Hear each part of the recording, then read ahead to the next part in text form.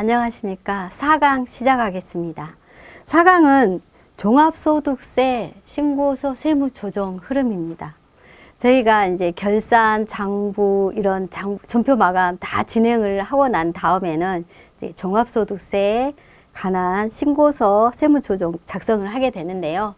먼저 확인을 하게 되면 일단 온장 마감이든 이런 마감된 자료가 이미 확정이 돼야만 저희가 소득세 신고를 진행을 하잖아요. 그래서 그런 내용 다 마치고 난 다음에는 첫 번째 종합소득세 신고서류 준비에 대한 내용입니다.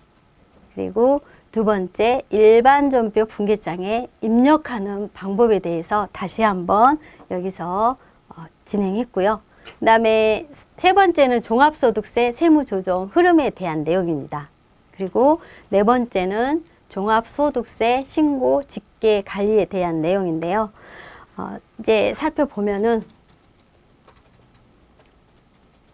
이제 페이지 17페이지에 보면 핵심 정리가 이렇게 정리가 되어 있는데 이 정리된 내용 외에 기본적인 세법 사항들은 다 파악하시고요.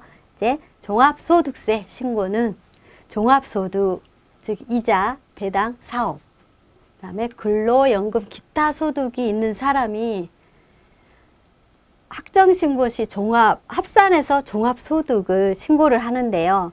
이제 과세기간은 1월 1일부터 12월 31일까지 종합소득세와 개인지방소득세를 다음해 5월 1일부터 5월 31일까지 신고 납부를 합니다. 그래서 이 종합소득세에 대해서 확인을 했고요.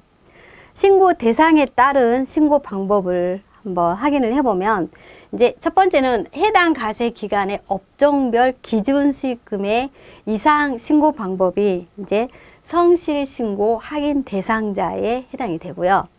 그다음에 이제 두 번째는 직전 연도 업종별 기준 수익금의 이상 신고 방법 중에 이제 복식부기 의무자, 간편장부 대상자, 추계과세 대상자가 신고 해당이 되겠습니다. 이렇게 해서 간단하게 확인을 했고요.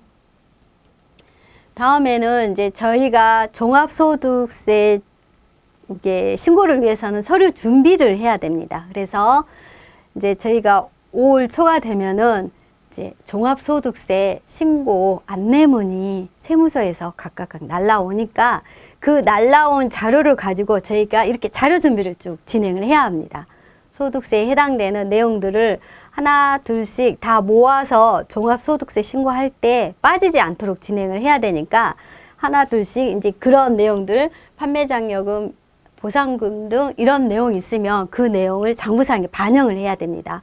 그리고 다른 자산 신고 현황 이런 부분들 이제 확정 신고를 해야 될 경우는 해당이 되고요. 이렇게 기본적인 자료 금융소득이 있으면 금융소득에 관한 자료를 다 취합을 해서 준비를 해서 종합소득세를 신고를 진행을 하고요. 그 다음에 소득공제 받을 서류에 해당되는 내용, 이제 저희 세무서에서 세무서 통보서가 있거든요. 그래서 그 통보서를 받아서 이제 통보서에 보면 국민연금, 기초연금소득 이런 내용들이 기록이 돼 있습니다. 저희가 국세청 홈택스에도 자료를 활용을 할 수가 있으니까 그 자료를 확인을 해서 그 내용 준비를 하시고요. 또 소득공제 받을 서류로는 두 번째 이제 저희 호적등본 등 부양가족 등 이제 변동이 된 분은 이 부양가족 변동된 내용을 저희가 또 준비를 해야 됩니다. 그리고 기부금 지출한 내역 있으면 기부금 지출한 해당 이런 모두 준비를 하셔야 되고요. 이렇게 종합소득세 신고에 대한 준비를 잘 정리한 다음에 이제 저희가 종합소득세를 진행을 하는데요. 종합소득세 진행하기 전에 페이지 243페이지에 해당되는 이제 그 책하고 이제 다르게 내용이 숫자가 써 있기는 하지만 저희가 세금 산출에 대해서 한번 이제 알아보는 계산을 진행하는 방법대로 한번 계산을 해봤는데요. 저희가 이제 지금 현재까지 해서 1월부터 4월까지 매출이 정해진 금액이 총 매출이 이 정도 1억 2,700 정도가 700만 원 정도가 있다. 그러면 매입은 이제 1월부터 4월 현재 약 6,900만 원 정도 해당되는 금액이 있다. 그러면 이렇게 금액을 다 이제 이건 뭐냐면 종합소득세 산출하는 그 세금 구조에 대해서 확인하기 위해서 저희가 이제 예시 자료를 준비를 한 거고요. 그다음에 인건비 신고를 진행했던 내용 1,070만 원, 그다음에 사업소득, 인건비, 프리랜서 소득에 대해서 우리가 신고했던 내용을 이렇게 인건비를 확인했습니다. 그다음에 저희 신용카드 이제 매입에 해당되는 부분이 여기 반영된 금액을 여기 반영을 해서 이렇게 종합소득 산출 구조를 한번 확인을 해봤는데요. 총 매출에서 총 매입 빼고 인건비 빼고 신용카드 각종 경비 여기에서 매입 중에서 고정자산 매입에 해당되는 부분은 감가상각을 반영을 해야만 진행을 하기 때문에 그냥 이제 감가상각 반영해서 여기다 반영을 해야 되거든요. 기록을 해야 되고 그러면 이제 당기순이익이 순차적으로 빼면 3,062만 원에 해당되는 이 금액이 나오게 됩니다. 그 다음에 그러면 이제 산출 구조를 확인하는 과정이잖아요. 그러면 법인세는 여기서 이제 해당이 안 되기 때문에 세율만 확인을 하시면 되고 이제 저희가 개인 종합소득세율은 3천만 원 정도 나왔을 때는 이제 두 번째 구간에 해당이 돼서 세금 산출이 이렇게 나옵니다. 그래서 이 세금 산출을 해서 약 이제 한 386만 5천 원에 해당하는 예상 세액이 나오는데 여기서는 이제 기본적인 빼는 구조로 해서 간단하게 계산을 했고요. 여기에 이제 세무조정이라든가 기타 여러 가지 감면사항은 다 나중에 찾아서 반영을 하시면 되고요. 이처럼 세금에 대한 산출 구조를 파악을 했으면 해서 제가 이 상담 예시 자료를 정리를 했고 기본적인 내용들이 만약에 해당된 내용들은 장부상 다 반영을 해야 되기 때문에 그 내용을 다 찾아서 정리를 진행을 해야 됩니다. 그리고 이제 저희가 세금에 대한 산출에 이제 한번 다른 각도로 산출한 근거대로 확인을 해보면은요. 저게 이제 정기 자료가 있을 경우에는 정기에 비교를 해서 당해 연도와 이제 정기 연도를 비교를 해서 세금 산출을 한번 이렇게 가결산이라든가 이런 부분을 진행을 했던 내용입니다. 왜냐하면 이제 세무 조정을 진행해야만 저희가 세금을 산출을 할 수가 있지만 여기서 보면 세금 흐름에 대한 그 구조를 좀 알았으면 해서 이거를 넣은 거거든요. 그래서 이 부분 비용 이제 매출에서 이런 비용들을 모두 차감하고 난 뒤에 세금 산출로 진행이 되는데 그 중에 이제 종합소득세는 소득 공제에 따라서 이제 세금이 당기순이익에서 달라지고 세무조정상이 또 반영이 되니까 그런 내용으로 흐른다는 거를 잠시 확인을 했습니다. 그래서 기본적인 추가 사항이 또 발생이 된다고 하면 그 사항을 첨부하시면 되고요. 그러면 이제 페이지 290하고 페이지 293페이지에 해당되는 일반전표 분계장이 있습니다. 일반전표 분계장도 여기 4강의 예시자료, 종합소득세를 산출하기 위한 예시자료입니다. 그래서 그 예시자료를 하나, 둘씩 입력을 진행을 해서 그 과정을 채워나가야 되거든요. 그래서 이 입력 예시자료에 나와 있는 부분을 모두 입력을 진행을 하셔야 종합소득세 세무조정 흐름이 나올 수가 있습니다. 그래서 그 과정에 걸쳐서 이렇게 하나 둘씩 입력을 진행을 하는데 제가 세무조정에 해당되는 그 개정 과목 중에서 꼭 이제 코드를 걸어줘라, 뭐 이자율 뭐 이렇게 반영을 해야 된다, 그런 내용들은 숫자적으로 업무에서 그대로 반영을 하시면 되고요. 그다음에 분계장 다음 페이지도 이제 일반전표 분계 입력을 그대로 같은 날 입력을 진행을 해 보시면 되고요. 그다음에 페이지 분계장에 또 290에서 293페이지에 해당되는 분계장 입력을 모두 진행을 한 다음에 총 계획 금액이 이처럼 숫자가 나오게 되면은 이제 종합소득세 세금 산출을 위한 그런 과정으로 이제 자료가 입력이 됐다는 걸 확인을 하시고요. 이제 종합소득세 내용 다시 한번 확인을 하겠습니다. 이제 종합소득세 세무조정 흐름에서 일반전표 290페이지, 293페이지에 해당되는 내용인데요. 이제 그 내용을 일반전표 입력하는 거를 여기서 그대로 제가 확인을 해 보겠습니다.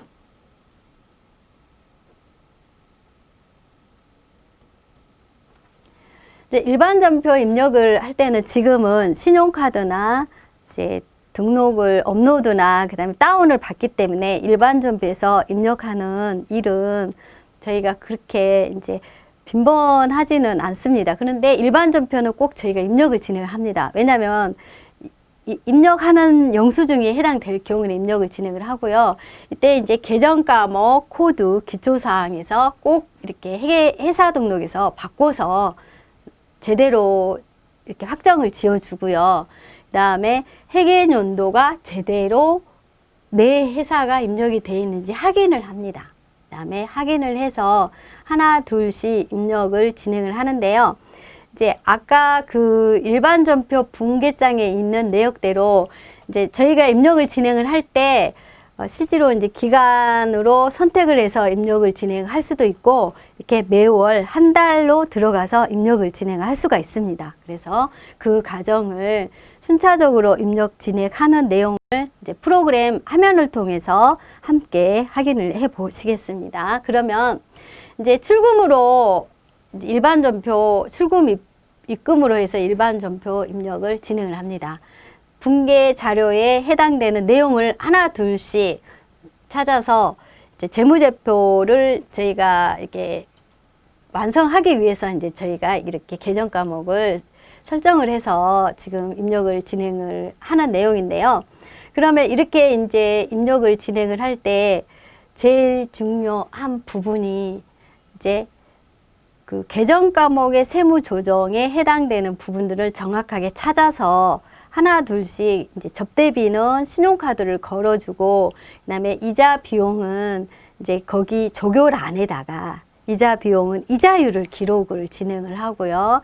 그다음에 보험료는 보험 기간을 기록하고 이런 조교란에 하나 둘씩 일반전표 입력을 진행을 할 때 찾아서 진행을 해 주시면 되겠습니다. 그러면 이제 일반전표 분계장에 있는 대로 순차적으로 입력을 하는 과정을 한번 지켜보겠는데요. 이렇게 해서 모든 계정 과목이 이제 하나 둘씩 다 이렇게 마감을 여기에 합계 차액을 비교해 가면서 입력을 진행을 합니다. 그러면 이제 감가상각누계액도 입력을 진행을 하고요. 이렇게 입력을 진행하는 거는 이제 편의상 입출금 처리를 진행을 했습니다.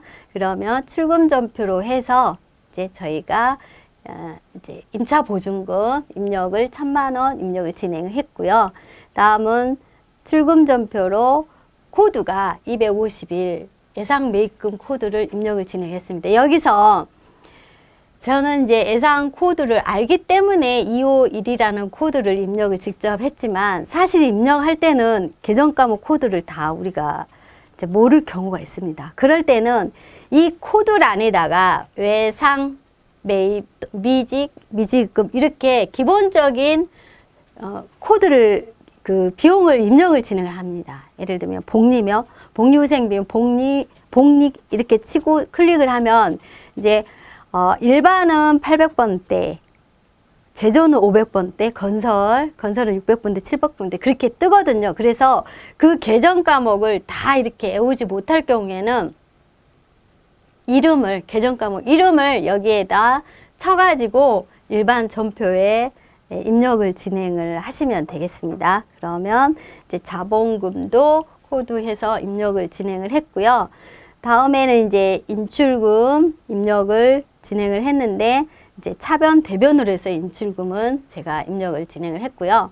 그 다음에 이제 저희가 이 과정이 모두 이제 다 하나둘씩 그 일반 전표 분계장에 있는 내용이 다 전표 입력을 하는 과정을 다 보여주고 있거든요. 여기서는 그 과정을 다 확인을 하게끔 입력을 진행을 했어요. 그래서 이제 다음은 급여. 급여가 500번 때는 뭐겠어요? 제조입니다. 그래서 제조 코드로 해서 입력을 진행을 했고, 일반이라면 811번이 되겠죠. 근데 제조 경비의 코드는 511번입니다. 이렇게 일반은 814번 통신비 이렇게 해서 입력을 그 과정을 하나하나 입력을 진행을 해 보시겠는데요.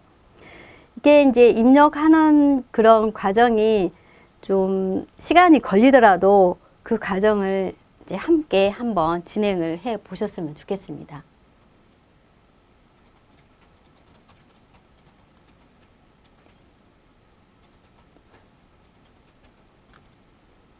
다음은 이제 운반비, 다음은 포장비. 포장비에 대해서 입력을 진행을 했고요. 그 다음에 일반이라면 800번대겠죠. 이렇게 입력을 진행을, 포장비가 또, 이제 소모품비인데, 이제 소모품비 이렇게 입력을 진행을 합니다. 소모품비 520만원 정도 해당되는 부분 입력을 진행을 했고요. 그 다음에 이제 제조 경비 쪽이 입력이 다 이렇게 진행이 점점 다 돼가는데요. 이제 제조 경비가 끝나면 다음은 일반 전표로 입력을 진행을 합니다. 일반 전표는 800번 단위로 해서 이 계정 과목을 하나둘씩 입력을 진행을 하는데요. 그다음에 이제 복류생비 끝났습니다. 이제 접대비. 접대비는 입력을 진행할 때 여기에서 코드를 꼭 입력을 진행을 한다고 했잖아요. 그래서 그걸 찾아서 이 코드를 입력을 진행을 해야 이제 소득금액 들어오면 접대비 해당되는 이 내용으로 그대로 반영이 되니까 그대로 입력을 진행을 하시고요. 그 다음에 접대비가 끝났습니다. 다음은 입력하는 내용이 이제 제가 통신비 814번에 해당되는 300만 원 금액에 해당되는 금액을 입력을 진행했고요. 이제 조교란이 이제 제가 다 그냥 비웠거든요. 근데 실제로 업무에 사용할 때는 해당되는 그 조교 내역을 다 채워주시면 되겠습니다. 그래서 이제 감가상각비 818번 일반에 해당되는 250만 원 입력을 진행을 했고요. 그리고 이제 그 다음에는 이제 입력하는 게 보험료 입력을 진행을 285만 4,100원을 지금 입력을 진행을 했습니다. 그 다음에 차량 유지비 해당되는 금액을 입력을 진행을 했습니다. 이렇게 입력을 하나둘씩 진행을 하면은 제가 원하는 답이 이제 점점점 나오게 됩니다. 그러면 그 원하는 그 재무제 일반 전표 입력에 해당되는 내용이 모두 채워진다면 그 채워진 상태에서 이제 법인 종합소득세 이제 따라가는 그 세무조정 흐름으로 찾아갈 텐데요. 여기서 이제 잡이익 이론 입력을 진행을 했습니다. 그러면 이게 차변 대변 금액이 딱 맞아졌습니다. 그러면 맞아진 상태에 안 맞아져. 예, 맞아졌죠? 그러니까 맞아진 상태에 해당이 되는데 여기도 잡손실은 가태료가 해당이 됩니다. 그래서 가태료까지 입력을 다 진행을 하고 이 금액이 맞은지 확인한 다음에 이제 저희가 학계장학 시산표로 들어와서 이렇게 입력이 끝난 상태에는 이제 결산에 필요한 이런 내역들이 다 확인이 됐다고 과정하에 이제 다음 단계를 진행을 하는데요. 하나둘씩 지금 계정 과목 입력 진행한 내용들이 맞게 입력이 돼 있는지 그 과정을 한번 이렇게 확인을 진행하는 내용입니다. 그래서 이 과정에 따라서 하나둘씩 확인을 진행을 해주고 또 계정별 원장을 102부터 999 코드를 걸어서 검토하고 직전 연도 비용과 당해 연도 비용을 비교 분석하고 중복 금액을 확인한다 이런 내용이 있었잖아요. 그러듯이 각 원장 마감을 진행을 할 때는 이제 중복 금액이 왜 생기냐면 이제 만약에 핸드폰 요금인 경우에는 이제 세금계산서 내용이 이제 신용카드를 걸기 때문에 중복 금액이 보이거든요. 그래서 그때 다시 검토하시면 되고, 그다음 현금, 예금 잔액 정리를 한 다음에 이제 결산 부속 명세서를 이제 들어가서 확인을 하고 작성을 진행을 합니다. 그래서 이 과정을 하나하나 만드는데 계정 과목 코드를 기능 모음에 많은 자료들이 숨어 있으니까 그 기능을 활용을 하시고요.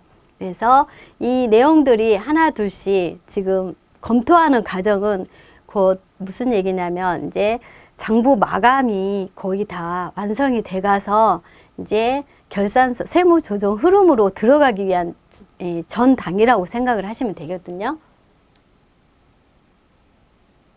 그래서 이제 그 과정이 일반 전복까지 끝났습니다. 그래서 끝나서 이제 다음을 확인을 해보면 이렇게 세무 조정을 진행하기 위해서 이제 과태료 하나가 들어갔습니다. 그러면 이 내용을 이제 메모를 하든지 저는 이제 온장을 출력을 합니다. 과태료가 이거 하나만 있는 게 아니고 다른 내용들도 많이 있을 수가 있어서 그 온장을 출력을 해서 이제 세무 조정 해당되는 그 계정 과목은 확인을 이제 꼭 이렇게 화면으로 확인을 할 경우도 있지만 온장 출력을 해서 온장 자료를 가지고 또 저희가 확인하는 그런 일이 있으니까 그렇게도 진행을 하고요. 그 다음에 이제 이렇게 모두 진행을 한 다음에 제일 첫 번째 해당되는 잡손실에 대한 계정 과목에 대한 이제 필요경비 불산이 이 내용을 확인을 이제 먼저 해 놓습니다. 이게 이제 조교는 이제 과태료이기 때문에 과태료 내용을 쓰시고요. 이렇게 정리를 한 다음에 첫 번째 이제 재무제표 완성을 하면서 재무제표를 계속 검토를 하는 과정에는 이런 내용들이 있으면 그 내용들을 찾아서 메모를 먼저 진행을 한 다음에 이제 세무조정으로 직접 진행하는 부분은 이렇게 바로 반영을 해서 놔두시면 되고요. 그래서 이제 저장을 하고 빠져나가면 이제 다음은 저희가 고정자산 등록에 대해서 확인을 해 보겠습니다. 그러면 차량 운반구 고정자산 등록이 이렇게 진행을 하게 되면은요, 이제 자산 이름 쓰고 만약에 업무용 승용차에 해당되는 운행일지 쓰고 그 다음에 차량 감가상각 반영을 해야 되는 그런 경우가 있다고 하면은 여기에서 정확하게 업무용 승용차에 해당되는 그 차량 번호를 또 써줘야 됩니다. 그래서 그 차량 번호를 써서 이제 진행을 하시는데 여기 감가상각 방법은 차량에 대해서는 이제 정액법으로 진행을 했습니다.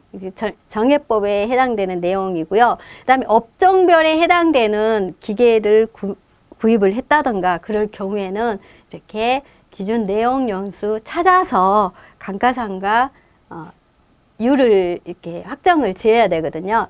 이렇게 해서 이제 확인을 해보면 감가상각 기준 내용수가 다 똑같지는 않습니다. 그래서 이 내용에 따라서 입력하고 단기분 금액 확인한 다음에 이제 고정자산 등록에 대한 부분 확정을 짓고요. 그 다음에 이렇게 확정을 지었으면 이제 다음은 이제 결산 자료 입력을 진행을 합니다. 근데 아까 감가상각비는 이미 장부상에 입력을 해놨기 때문에 여기서는 이제 별도로 입력은 하지 않았고요. 그 다음에 이제 결산 자료 입력으로 이제 확인을 해보면 결산 자료 입력을 합니다. 이제 재고사항 파악을 해서 저희가 계정 과목에 있는 내용들을 다 검토한 다음에 해당되는 단기 수익이익이 이 금액이 맞는지 확인을 진행을 합니다. 그래서 이런 확인하는 그런 전체적인 과정인데요.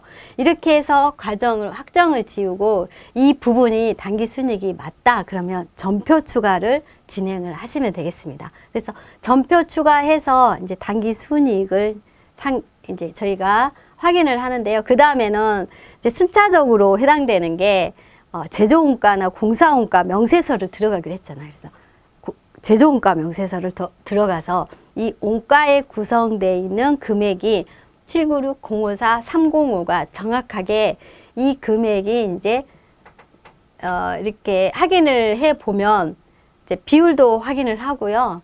그다음에 계정 과목 비율을 확인을 했으면 이제 코드를 읽은 다음에 저희가 손익계산서로 들어갑니다.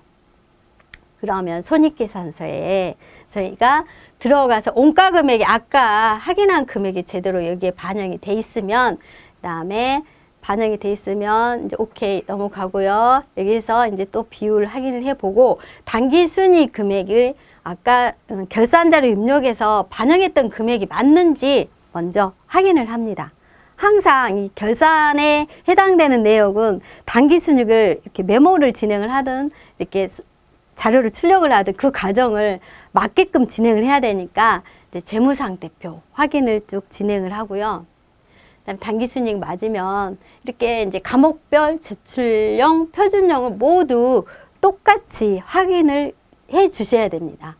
그 과정을 거친 다음에 이제 저희가 재무제표를 확정을 짓는데요.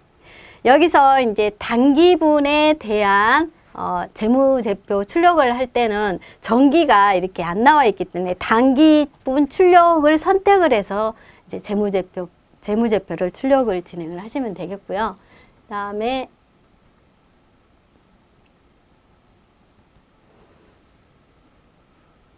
이제 재무제표 확인을 다시 이제 들어와서 확인을 해보면 여기까지 해서 결산에 해당되는 모든 내용 확인을 했으니까 이제 현금 시제 정리가 필요한 개인 사업자는 현금 시제 정리를 진행을 하고요.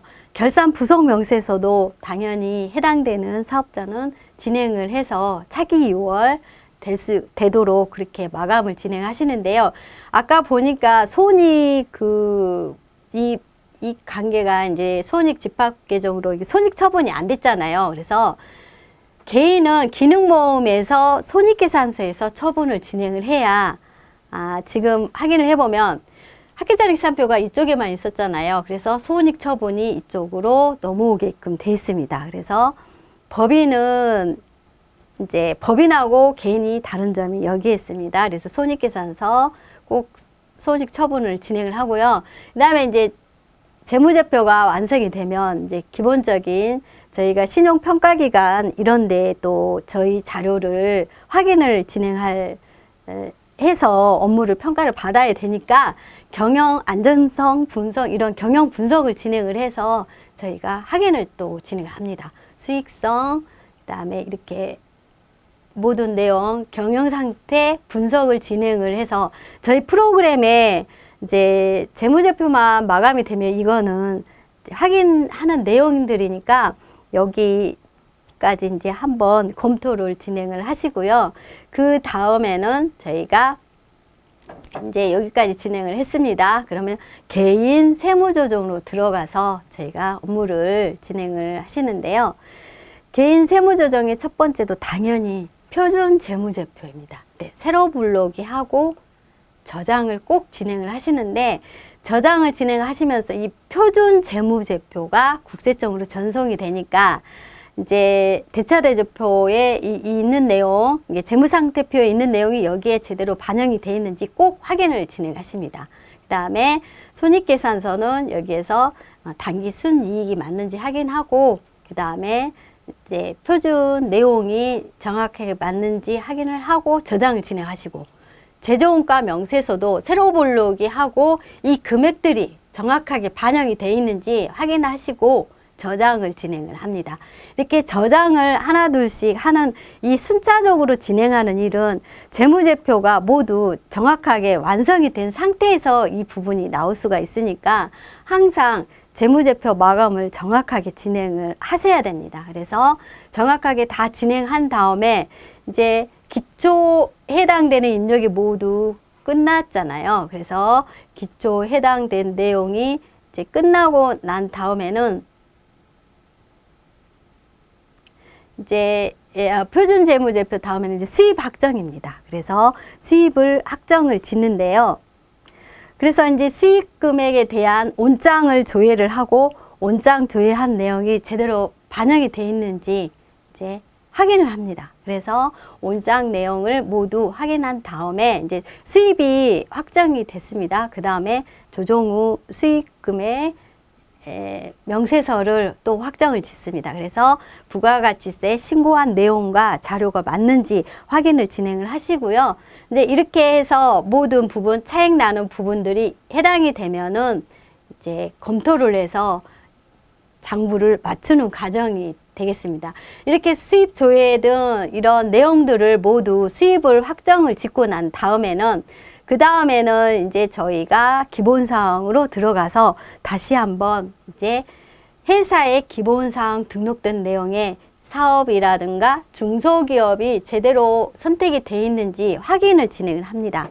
그래야 이제 저희 신고서에서 제대로 돼 있는 내용대로 불러오기가 진행이 되거든요. 그럼 중소기업 여부를 이렇게 확인을 진행을 하고 또 이제 소기업 판단, 업종별 기준 이런 판단을 진행을 해서 소기업에 해당 내용도 확정을 짓고요. 그래서 중소기업 검토표를 이제 저장을 해서 마감을 이제 저장을 해 놓습니다. 그래서 중소기업 검토표 저장을 진행을 하고요. 그 다음에 이제 중소기업 검토표를 저장을 했으면 저희가 이제 해당되는 서식이 이제 또 수입 확정했죠. 그 다음에 세부 조정사항 확인을 했죠. 나머지 해당되는 내용들을 또 하나둘씩 또 채워야 되는 내용인데요. 다음 화면으로 한번 넘어가 보겠습니다. 그러면 이제 다음 화면에 확인을 해보면 이제 저희가 이렇게 하나 둘씩 계정 과목 이제 과목별입니다. 과목별. 그 과목에 해당되는 계정 과목이 있으면 그 내용을 하나하나 불러오게 해서 재무제표에 있는 금액과 이 금액들이 맞는지 확인을 진행을 하면서 세무조정을 진행을 하셔야 됩니다. 그래서 이렇게 이제 하나 둘씩 이렇게 금액들이 다, 왜냐면 여기서 이제 코드가 안 걸려 있다든가 그러면 그 코드 금액들이 제대로 불러오기가 진행이 안 되거든요. 그래서 또 접대비가 한도가 넘어가면은 또 한도 넘어가는 부분에 대한 세무 조정도 진행을 해야 되니까 그렇게 하나둘씩 진행을 하고요. 여기서 이제 특수 관계자 관련 수익 금액도 해당이 되면은 반영을 해서 이제 여기 내용이 변동이 되니까 그 부분도 검토하시고요. 또 하나는 이제 사업장이 이제 복수 사업장 여러 개 있을 경우에 접대비가 사업장별로 다시 여기서 안분이 되니까 그 내용대로 해당을 복수 사업장 수익 금액을 다 반영을 해서 이 자리 한도를 다시 한번 정리를 해 주시면 되고요. 그다음에 이제 저희가 계정 과목을 하나하나 메고 가는데 이제 세금과 공과 계정 과목이 있었습니다. 그러면 세금과 공과 계정에 해당되는 거 쭉 불러오게 해서 만약 여기서 송금에 해당되는 필요경비 불산입 내용이 있다. 그러면 여기서 선택을 진행을 해서 이제 필요경비 합계 등록을 진행을 해가지고 송금 이제 부인이 될 수 있도록 세무조정을 진행을 해야 됩니다. 이렇게 필요경비 불산입으로 떠서 그게 반영이 될 수 있도록 하고요. 이렇게 계정이 하나하나 되면은 저장 기능을 꼭 눌러주시고요. 화면에 보면 저장 기능이 있는 게 있고 저장 기능이 없는 게 있습니다. 그러면 저장 기능이 있는 그 내용의 서식은 꼭 저장 기능을 눌러주시고요. 그 다음에 세로 블록이 진행하고 저장을 진행을 합니다. 그리고 합계 등록이라는 그런 이제 내용이 있으면 한번 눌러서 세무조정상 부인이 해당되는지 이런 부분들 검토를 하시고요. 다음에는 이제 기부금 있으면 장부사항에 꼭 반영이 돼야 되고요. 그 다음에 이제 저희가 회사 등록 사항에서 중요한 부분이 이거입니다. 그래서 회사 등록 사항에 있는 사항을 그대로 불러오기 진행하고요. 단기순위 확인을 하고 이게 뭐냐면 회사 등록의 여기입니다. 여기에 있는 내용을 제대로 정리를 해야 아까 저희 서식에 있잖아요. 여기 서식에 해당이 되고 여기에 나누어지게 됩니다. 그래서 우리가 이제 기초 정보사항 등록을 정확하게 해주는 게 이런 관리 서식 불러오기 진행할 때 이제 자연스럽게 넘어가고 에러가 걸리지 않거든요. 그래서 이런 부분들을 하나 둘씩 채워서 정리하고 마감을 진행을 하는데요. 그다음에 공동사업자가 있는 경우에는 공동사업자 명세서를 넣고요.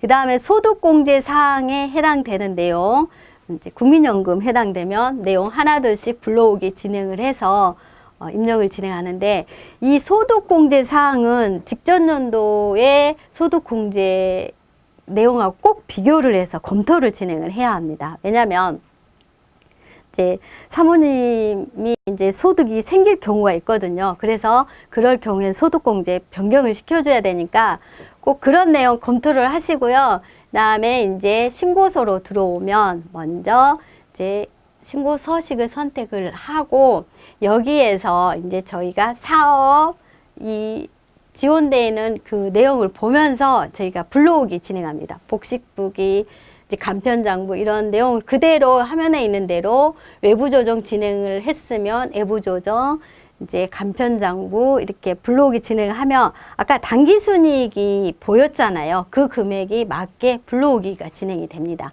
그래서 이런 부분들은 이제 표준에 들어와 있고 제대로 된 금액이 들어오면은 정확한 내용이 반영이 되거든요.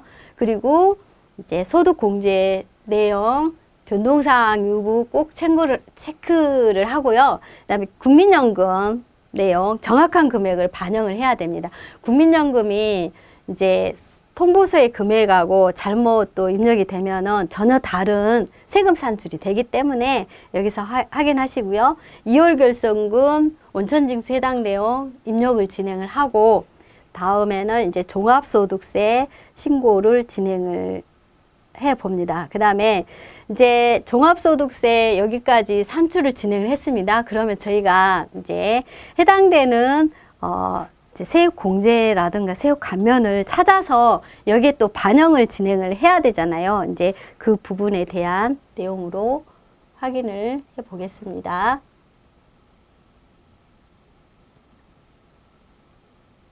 이제 자, 확인을 해 보면 저희가 이제 지금까지 해당되는 세금에 대한 산출 금액을 확인을 했어요. 그 다음에 확인한 다음에는 이제 여기가 세액공제 대상이 어떤 게 있는지 파악을 해서 이 해당된 내용을 검토를 해서 이제 저희가 여기 기장세액공제를 신청을 했습니다. 왜냐하면 복식, 재무제표로 저희가 간편장부 대상인데 재무제표를 전송을 하기 때문에 이제 기장세액공제를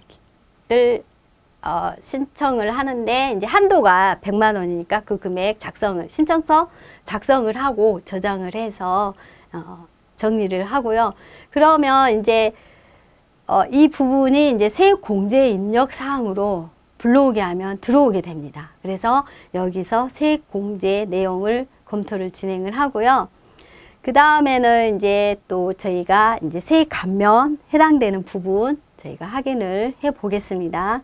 그러면 이제 여기까지 이제 세금 산출 진행 과정에 이제 또 소득 구분도 진행을 해야 되고 그러지만 여기에는 소득 구분 진행해야 되는 내용이 해당이 없어서 그냥 지나갔고요. 그래서 이제 소득 구분 해당된 경우에는 소득 구분 명세서 작성하고 그 다음에 저희가 감면으로 들어가야 됩니다. 그래서 이 부분 소득 구분 명세서 진행해야 되는 그런 내용은 꼭 진행을 하시고요. 그 다음에 이제 감면 해당된 경우에는, 근데 지금은 이제 여기에서는 소득 구분 진행을 안 해줘도 됩니다. 그래서 이제 감면 신청을 하는데, 여기서 저희가 감면 신청 들어가는 내용은 이제 확인을 다시 해보면 저희가 조정 명세서를 먼저 작성해야 되겠죠. 그래서 중소기업 특별 세액 감면에 해당되는 저희가 감면을 진행을 하는데, 이제 불러오기 진행해서 제조업 소득하고 뭐 예를 들면 근로소득이 있다든가 이렇게 다른 소득이 있을 경우에는 감면 대상 소득이 다르거든요. 그래서 다르게 산출세액, 제조업 소득을 불러오기 진행을 해서 감면 적용률 정확하게 업종에 맞는 이제 해당된 그 사업에 맞는 업종 선택을 하시고 감면율을 확정을 지은 다음에 이제 감면세액을 산출을 합니다. 그래서 감면세액 산출하고 난 다음에는 이제 세액 조정 명세서를 작성을 했잖아요. 작성을 하고 난 다음에는 이제 감면 신청서를 이제 저희가 접수를 해야 되잖아요. 그래서 감면 신청서를 불러오기 진행을 해서 감면세액 조회하고 난 다음에 저장을 진행을 합니다. 이렇게 저장을 하고 난 다음에는 저희가 이제 세액 감면에 해당되는 아까 저희가 계산했던 금액을 불러오기를 진행을 합니다. 그래서 불러오기를 진행을 해서 확정을 짓고 다음은 저희가 최저한세에 해당되는 내용 검토를 진행을 해서 저희 감면 해당되는 금액에 반영을 해서 최저한 세금과 확인을 해서 이상 유무 확인한 다음에 저장을 해서 진행을 하시면 되겠습니다. 그래서 이렇게 최저한세 조정 명세서 확인을 해서 작성을 하고요.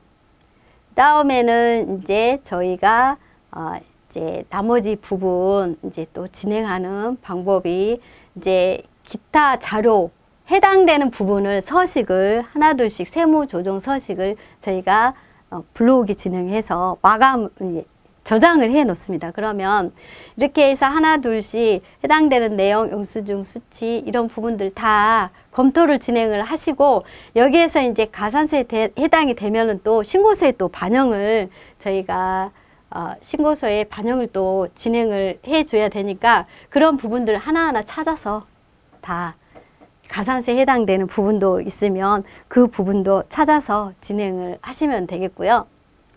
이렇게 해서 저장을 진행을 합니다. 그래서 저장하고 마감을 진행을 하고요.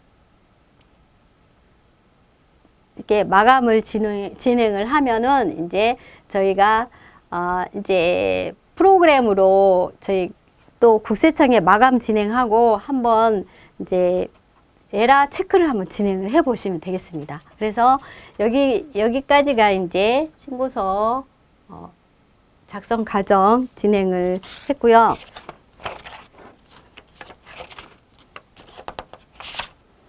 다음을 확인을 해 보겠습니다.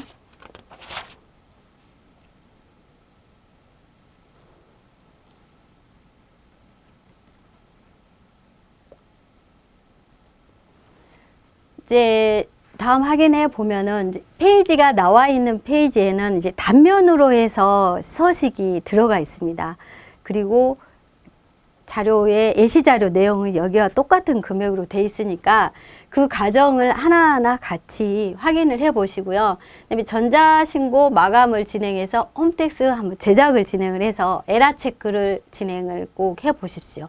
그래서 이렇게 진행을 한 다음에 저희가 그 다음은 이제 학계잔액 시산표에 있는 내역들 이제 제대로 반영이 돼 있는지 한번 제가 검토를 다시 진행을 했습니다. 이렇게 확인을 한 다음에 이제 재무제표는 한번 전송이 되면 재무제표는 수정이 안 되기 때문에 마감을 진행을 할 때 최대한 정확한 자료를 입력을 진행을 해서 마감을 하셔야 됩니다. 이제 재무제표가 이제 이렇게 또 잘못되어 있는 경우가 제가 전송하면 안 되니까요. 그 부분들 결산 진행할 때 최대한 신경을 써서 마감 작업을 잘 진행을 해 보시기 바랍니다. 그래서 이 과정을 지키고요. 그다음에 이제 손익계산서 확인을 다시 해봤습니다. 이렇게 손익계산서를 다시 해봤고 제조원가 명세서도 다시 확인을 해봤습니다. 이렇게 이제 결산 재무제표가 이제 만들어지는 게 이렇게 한눈에 보이는 그런 내용이잖아요. 그 다음에 나머지는 저희가 이제 결산 재무제표에 해당되는 이제 표지를 완성을 시켜가지고 이제 마감을 짓는데요. 이제 결산 보고서와 이렇게 표지를 이렇게 이제 불러오기 해서 표지를 완성을 진행을 합니다. 그다음에 이제 표지를 다 진행을 했으면 이렇게 우리가 신고서 진행했던 이 내역들이 쭉 나옵니다. 그러면 그 내역들을 확인을 하시고 이제 출력을 진행을 해서 이제 결산서를 보관을 하시면 되겠는데요. 이렇게 이제 하나 둘씩 해당되어 있는 서식들이 이제 저희가 반영해야 되는 서식은 꼭 전자신고할 그 내용에서 다 확인을 하시면 됩니다. 여기서 전자신고에 이 서식이 반영이 되어 있어야 하는데 전자신고 진행할 때 마감 서식이 보이거든요. 그러면 거기서 빠져있는 계정 이제 서식을 찾아서 진행을 하시면 되겠는데요.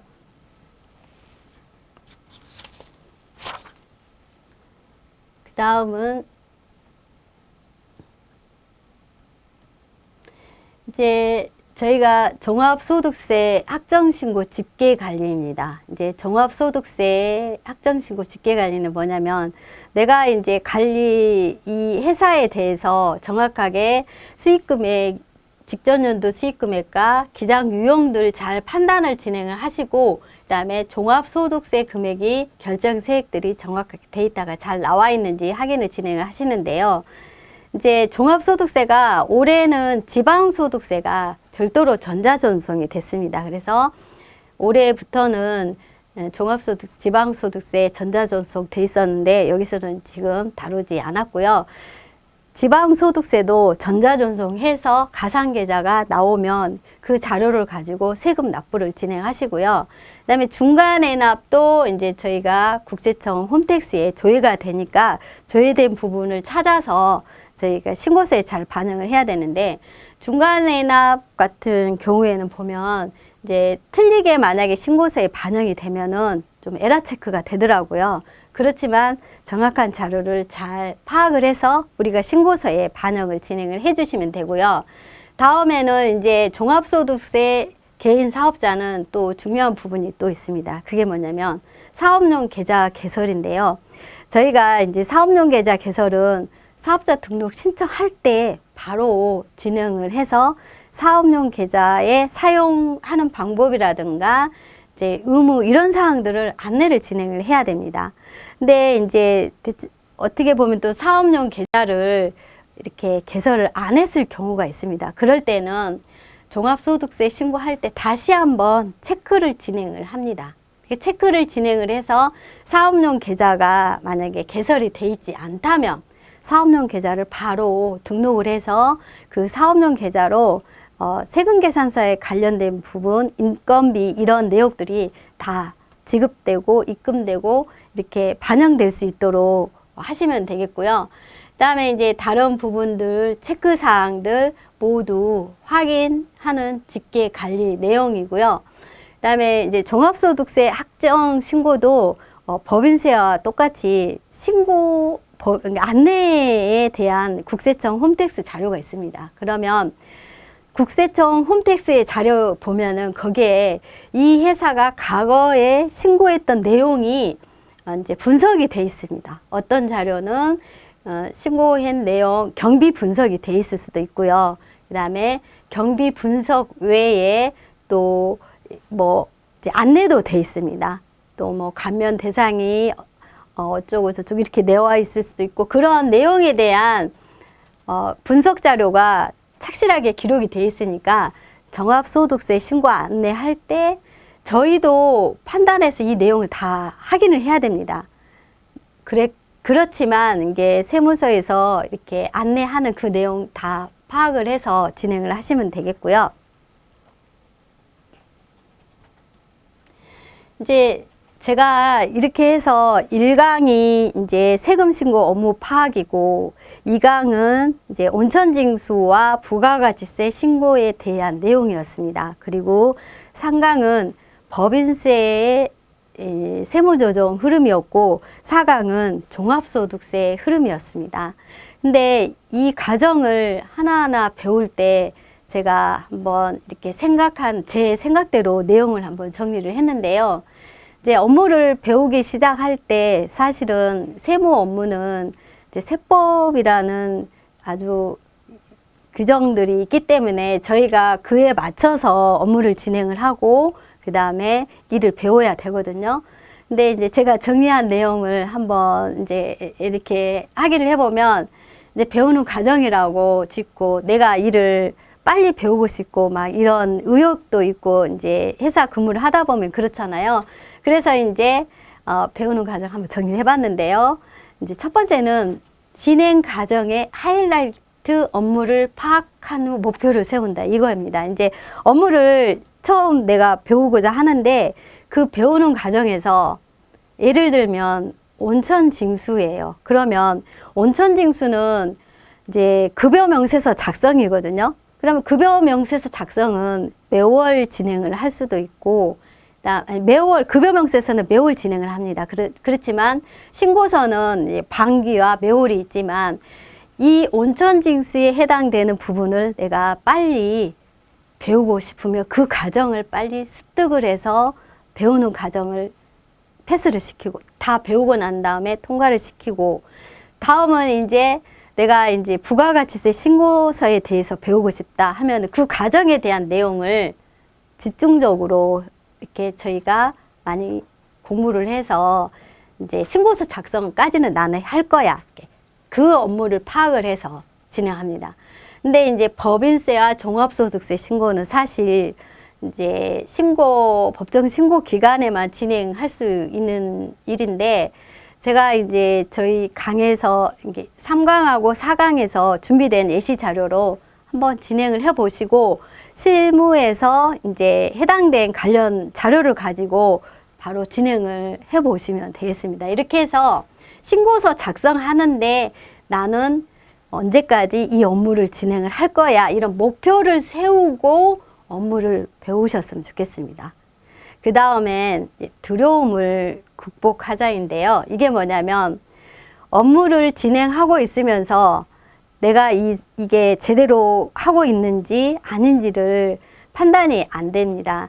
그래서 두렵다는 얘기를 제가 들었거든요. 근데 당연히 주변 사람 도움은 필요하고요. 그 도움대로 이제 다 진행을 이제 하고 업무를 배워야 되겠지만 그렇지만 제일 큰 스승이 있습니다. 그 스승이 뭐냐면 계속 사업자라면 관리회사의 직전연도 자료가 스승입니다. 그래서 관리회사의 직전연도 자료를 파악을 진행을 해서 그 내용을 검토를 합니다. 그래서 예를 들면 신용카드 매입 세액공제를 들어가야 되는데 내가 이제 지금 업무를 처음 맡았을 때는 이 과정을 파악이 안 되잖아요. 그러면 신용카드에 대한 부분을 먼저 분석을 진행을 합니다. 분석을 진행을 하고 그 내용에 맞게끔 내가 메모를 해서 그 과정이 나한테 돌아왔을 때 내 업무로 이렇게 주어졌을 때 그 과정을 활용해서 입력하고 진행을 합니다. 그래서 주변의 도움도 당연히 필요하지만 이런 과정 하나하나를 극복할 수 있는 그런 과정이 저는 필요하다고 생각이 들고요. 그 다음에 이제 세 번째는 업무의 과정에서 각 세금 신고에 대한 교육에 참석하는 일을 제가 꼽았거든요. 왜냐하면 저희는 단독으로 저희 스스로 이제 업무를 시작할 때 진행하는 일은 없습니다. 저도 처음부터 기초 과정, 배우는 그런 과정이 있었기 때문에 지금까지 이 업무를 진행을 하고 있고요. 하지만 지금 업무를 한다고 해서 제가 다 아직도 다른 부분에 대한 노력은 계속 해야 된다고 생각이 들거든요. 그래서 노력한 만큼 자신감과 함께 업무의 습득이 빠릅니다. 이 얘기는 뭐냐면 내가 이제 저희가 연말정산 교육도 진행을 합니다. 그러면 연말정산 교육에 대한 내용을 그 교육장에 가서 현장에서 듣고 그 현장에서 들은 거를 사무소에 와가지고 내가 진행을 한번 해보는데요. 그 진행하는 그 과정이 사실은 잘 이해도 안 될 수도 있어요. 그렇지만 한번 이제 교육장 갔고 그 다음에 또 다른 게 보일 수도 있고 이러거든요. 연말정산 외에 부가가치세도 마찬가지예요. 그 교육에 대한 내용 또 저희는 수시로 세법이 바뀝니다. 그냥 작년에는 이렇게 했는데 올해는 또 바뀐 내용이 또 들어옵니다. 그러면 그 부분을 미리서 숙지를 해야 되는데 교육을 참석 안 하면 어떤 방법으로 숙지를 해야 될지 그 부분은 이제 주변의 도움이잖아요. 그러기 전에 이제 주변 도움도 의지하지만 이렇게 습득하는, 노력하는 그런 과정이 전 꼭 있어야 된다는 생각을 해봅니다. 그래서 제가 이렇게 전체적인 흐름으로 막 바쁘게 해서 다 원천징수도 하고 부가가치세도 하고 법인세 신고도 하고 종합소득세 신고에 대한 흐름을 제가 잡았어요. 그렇지만 이런 과정들 하나하나가 모여서 관리회사를 우리가 이제 정리하고 완성하고 이제 세금 신고를 진행하는 부분이거든요. 그래서 이런 부분들이 완성이 돼야 이제 온전하게 모든 일을 스스로 처리할 수 있다는 생각을 해봅니다. 그래서 여러분들께서도 이제 그런 과정 하나하나 잘 거쳐서 진행을 해 보시기 바라겠습니다. 그래서 오늘 1강, 2강, 3강, 4강에 걸쳐서 전체적인 흐름으로 잘 이렇게 진행을 했습니다. 그렇지만 이제 그 부분에 필요한 부분 잘 참고하시고 잘 진행을 해 보시기 바라겠습니다. 감사합니다.